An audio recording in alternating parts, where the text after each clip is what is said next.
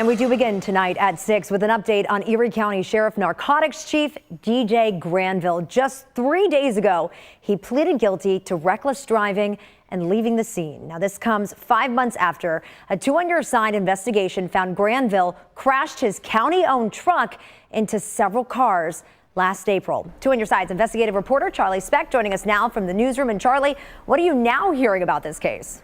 Courtney, Councilmember David Rivera is a former police officer himself, but tonight he says the fallout from the Granville case raises serious questions about the Buffalo Police Department's credibility in the community. Niagara District Common Council member David Rivera says he's glad DJ Granville was held accountable in some way for his actions the night of April 11th, 2024, when Granville caused $60,000 in damages to the parked cars he hit with his county-owned pickup. Police officers are given a lot of authority, and when you abuse that authority and you commit a crime, people should be held accountable. But Rivera says questions remain about the role of Buffalo Police and Lieutenant Lucia Esquilin, Granville's sister-in-law, who signed off on police reports from that night. My sense is, just talking to the general public, people that have contacted our office, they have very little faith in this police department.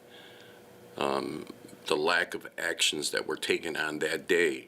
So there was no breath test, there was no blood analysis for Mr. Granville's blood that night. There were nothing like that. There also were no field sobriety tests. Niagara County DA Brian Seaman said his office could not pursue more serious charges because 5 Buffalo police officers refused to cooperate with his investigation. I've never had a case where police officers who were currently employed were told they're not under investigation and still refuse to cooperate. I haven't had that experience. Buffalo Police Commissioner Al Wright declined an interview request made through Acting Mayor Chris Scanlon. A police spokesperson issued a statement saying, quote, "Buffalo police officers, like all citizens, have constitutional rights. Under the Fifth Amendment, they are not required to provide a voluntary statement in a criminal investigation in which they may be a subject or potential target."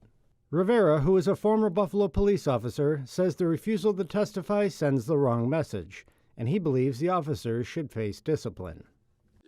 I believe now this administration, who oversees the police department and this police department, have to make a decision going forward how they're going to handle these types of cases.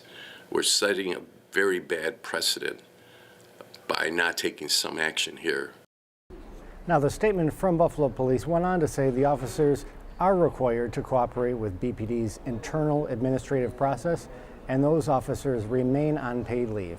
Meanwhile, Seaman did confirm that the criminal investigation into Esquilin and her conduct that night remains ongoing. On Your Side in Buffalo, Charlie Speck, Channel 2 News. Charlie, thank you.